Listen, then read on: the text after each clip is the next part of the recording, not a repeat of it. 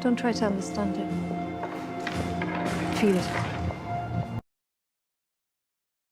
And I've got to say, in all honesty, it's the biggest piece of dog shit. What's going on? It's Kata, aka Khalil Too Short, and today I want to discuss one of the worst action films I've ever seen in my entire life, and that is Mission Impossible: The Final Reckoning. Before we begin, no, I don't care that Tom Cruise is a cool guy and he continues to thank the audience. That's what he's supposed to be doing. You're a movie star, you're not made without said audience, so I'm not going to give him a pat on the back for doing the bare minimum. No, I don't care that there's 2 cool action scenes in this film. Cool action scenes mean nothing when the story that accompanies it makes no goddamn sense. No, I don't care if the movie is supposed to just be fun or whatever other excuse you want to come up with. This movie sucks on a basic fundamental level of storytelling, and we're going to get into that. But before we do, I need y'all to do 3 things for me: like the video, share the video, and also subscribe to the channel. And if you don't do all 3 of those things, that's completely fine, because I'll make sure that they reboot the Mission Impossible franchise, and we're gonna have Ethan's long lost daughter be the main star, and she's gonna be played by Rachel Zegler. Weird. Now let's get into it. Hey, what's going on? Future Kata here. I was editing the video and realized that I was all over the place. Very incoherent, jumping from point A to D without any indication of how I went through B and C. It's kind of a full circle moment because that's kind of how this film is. So I apologize in advance if you don't like that kind of stuff. I don't script my videos, I just go off the dome because I feel like that's better for me to do. So again, apologies in advance, but let's get into the video. So before I started recording this video, I put a post out on my YouTube community letting them know that I was working on said video and got this comment that made me want to do this so much more. They go, "Womp womp, if you're gonna have the same generic opinion of everyone else, don't waste our time with a boring video that tells a stupid story about how you didn't like the movie because it had too much exposition, or the villain killed himself so it's lame." Like, I get it, the movie isn't perfect and is very, very far from being great, but it's fun, and that's what it was trying to be. To act like this is supposed to be high art, it's just being pretentious. Sorry. Don't ask questions. Just consume product and then get excited for next product. With all respect, I want to politely tell you to shut the fuck up. Comments like that are why they continue to put out subpar product after subpar product, because idiots like you will try to defend them with, "Oh, it's just supposed to be fun." I don't know if I have too much sense or not, but I don't have fun watching something that is stupid. All it does is make me angry while I watch it. For instance, let's talk about this film real quick, because the beginning of the film encapsulates everything that I hate about it. Once it starts, it gives you a exposition dump flashback about every single Mission Impossible movie that Ethan Hunt has been a part of. It's treating the audience like nobody has seen the previous movies, even though we're on number 8 right now, and it infuriates me. It does that throughout the entire movie. Every time you get to a new character or a new location or a new part of the plot, they do a flashback to remind you what exactly is going on, like the people watching the movie are stupid. You get Paris, the chick from the previous movie that just wanted to kill people, and they do a close-up on her, and then they do a close-up on her scar. If you watched the previous movie, you would understand that she got stabbed there by Gabriel, a terrible antagonist who we're going to talk about later. I won't forget about him. And instead of letting the audience see that and remember that from the film that they watched previously as context, a show don't tell thing, they show and tell you, because as soon as you see the cut, they do a flashback to the scene showing that she got stabbed. You don't have to do things like that. Stop dumbing down your story because you think the audience is stupid. I kid you not, they do that with every single character and every interaction, and it gets so mundane and annoying that I wanted to scream while watching it. And then they shoehorn in characters and more MacGuffins for Ethan Hunt to go and chase down, and it was driving me crazy, and they do nothing for the plot. There's a moment where Angela Bassett, the shoehorned in version of Kamala Harris as the president, gives Ethan Hunt a letter, and then he takes it to the lady from that chocolate commercial that everybody likes. That is a damn fine cookie. And on the letter, all it says is a date. Now, does this have any kind of significance other than being the release date of the original Mission Impossible movie? No, it doesn't. It's just a date. And you're like, oh, what does this mean? Nothing. It means nothing. There's no context as to why this date is important other than, oh, when they were friends back in the day, Chocolate Lady and Angela Bassett, apparently they were trying to do something and the command told them that they couldn't do it and they never took the chance. So let Ethan Hunt take his chance. Okay, what the fuck does that have to do with our story? What, oh, just let Ethan Hunt take this boat, take this Osprey into the middle of the ocean, and he just so happens to find the people in the middle of this goddamn ocean who are scuba divers who for some reason are up there at the surface looking for, it's stupid. It really pisses me off. It has no significance. A lot of the things in this film have no significance. They're just fucking there to move the plot along. Whoa, calm down, Jamal. Don't pull out the 9.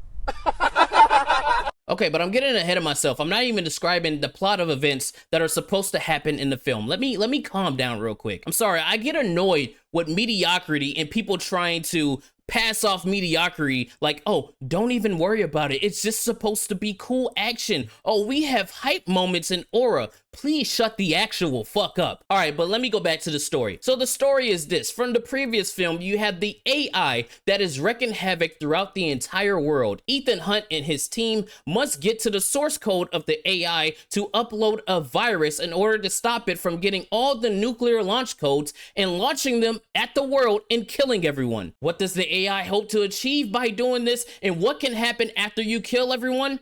We don't know. Literally, they just do that like, oh, the AI is evil and it wants to reshape the world in its own image. What image is that? We truly don't know, but that's the plot of the story. So, of course, Ethan Hunt must go out of his hiding, find Gabriel so that he can find the source code of the AI. And then you get a montage that's edited together so poorly that me, somebody that pays close attention to film, had absolutely no idea what was happening. You jump from point to point and then you find characters from the previous movie and it's just like, what? How do we get from A to Z? I don't know what's happening here, but things are happening, so let's move forward. Haley Atwell's pretty ass shows up, and that's about it. That's all she does in the film. She's just there to look gorgeous and for you to look at. But they get captured by Gabriel, the most one-dimensional villain in all of history. I saw an idiot on Twitter that goes, Gabriel is one of my favorite movie villains of all time. Just the idea of a character who's like a dark Ethan Hunt from his past who mysteriously reappears decades later as an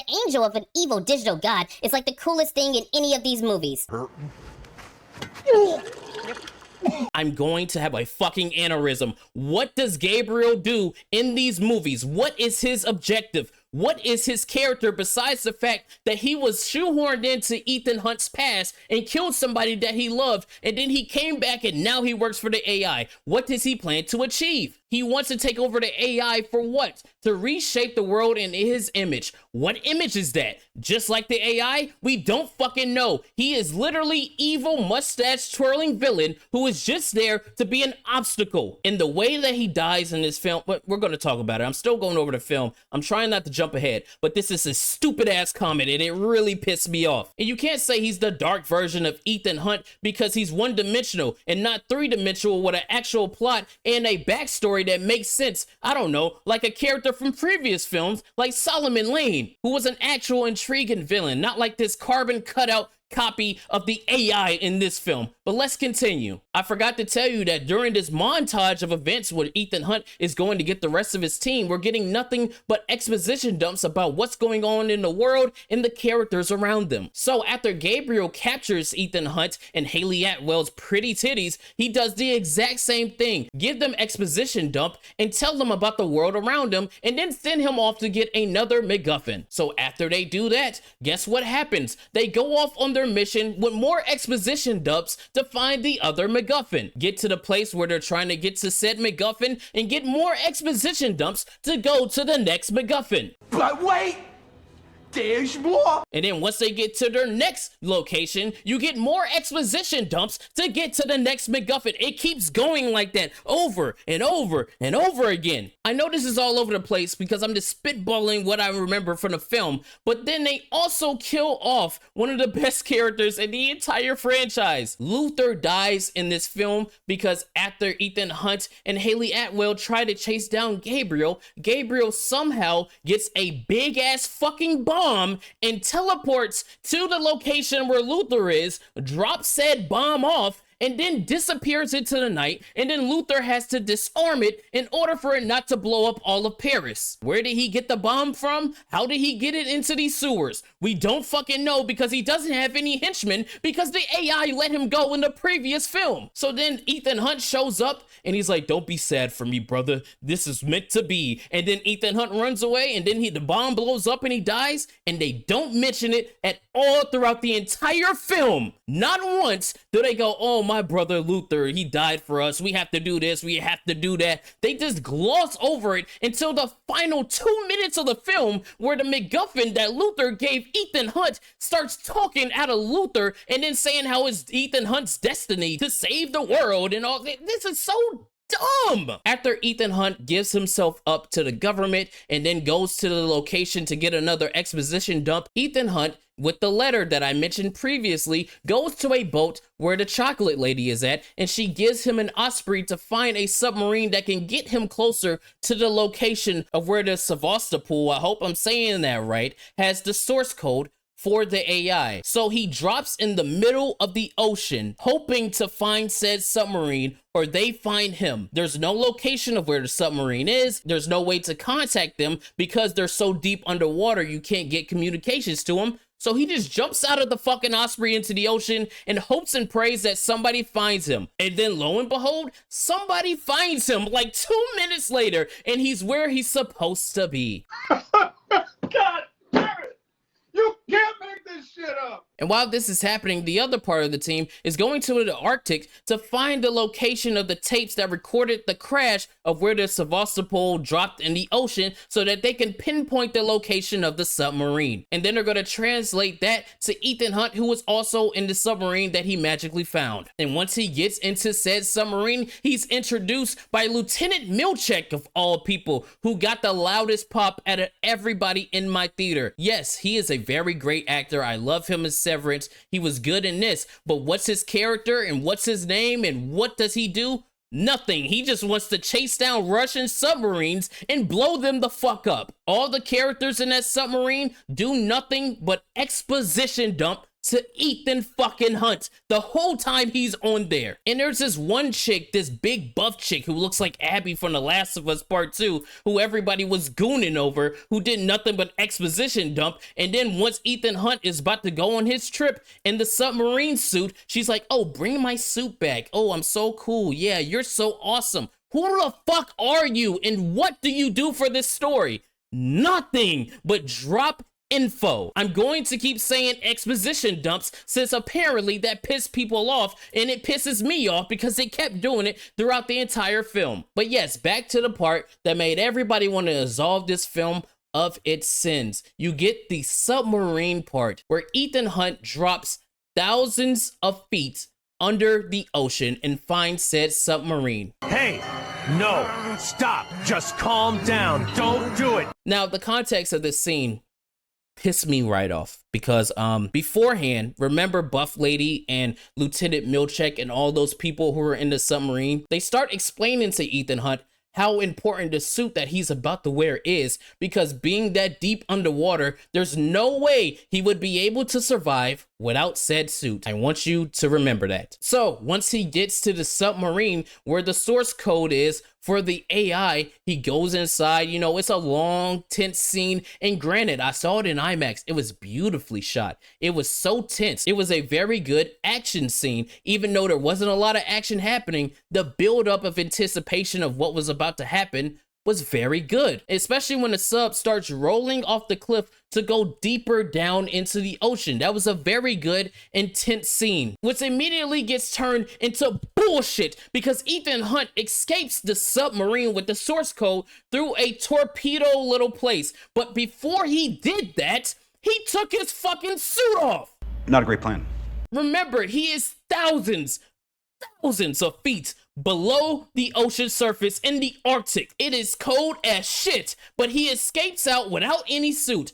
and the submarine starts going down deeper into the ocean, and he's trying to get off. So he jumps off of the submarine, but then his mask gets caught onto a piece of the submarine. And guess what this smart, dumb-ass motherfucker does? He takes one last gas, takes his mask off, and starts to swim to the top of the ocean floor. Now, there are so many things that I could forgive when I'm watching a movie. My suspension of disbelief can only go so far. Ethan Hunt is in a helicopter and crashes into another one and somehow doesn't die. I might be able to excuse that. Ethan Hunt is fast enough to outrun a sandstorm. I might be able to believe that. Ethan Hunt is able to hold on to a C-17 as it's taken off, going hundreds of thousands of miles per hour. I might be able to believe that. But Ethan Hunt, thousands of miles below the ocean surface, is somehow able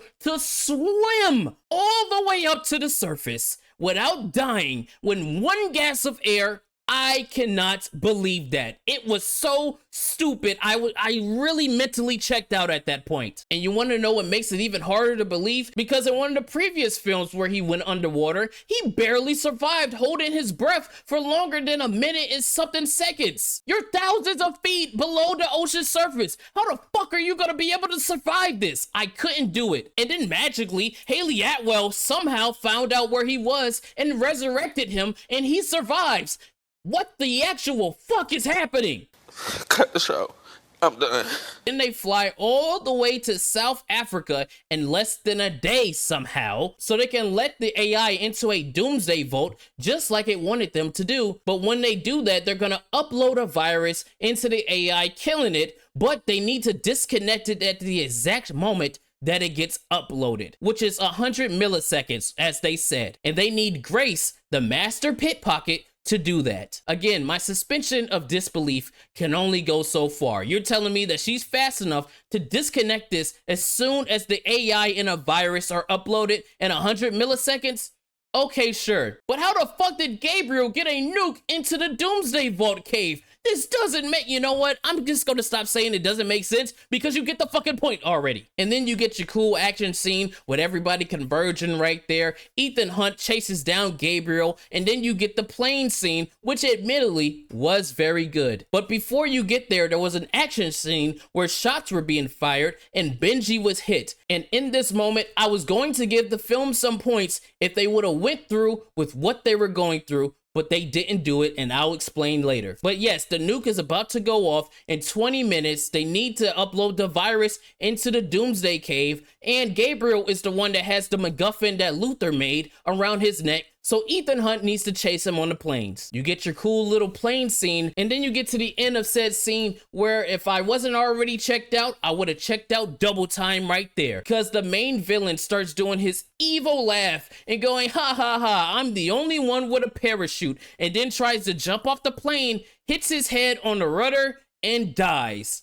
That was a bit anticlimactic. And then the thing about him saying that he was the only one with a parachute was false, because Ethan Hunt just jumps into the plane, puts on another parachute, and then jumps off the plane. And then when he jumps off the plane and he has that parachute, it catches fire and he starts rotating as he's trying to put the device in so that he can upload the virus. And as he's spinning, again, as I said earlier, I was hoping they were going to do something that would make me give the film more props. They would kill off Benji and they would kill off Ethan Hunt. But no, after the virus is uploaded and everybody is in the cave celebrating that they just achieved their goal, it goes back to Ethan Hunt and he's somehow fucking alive with another parachute that he pulled open. I'm a retired Army airborne soldier. I know that when you have one parachute on your back, you have another one on your front, which is your spare parachute, just in case the one on your back fucks up. When he jumped off that plane, he only had one parachute. Where did the other one come from?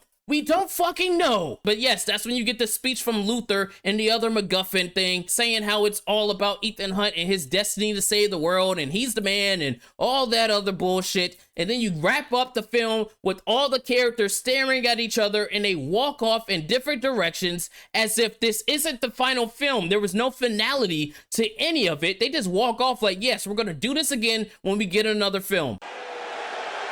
Mid! and the film ends.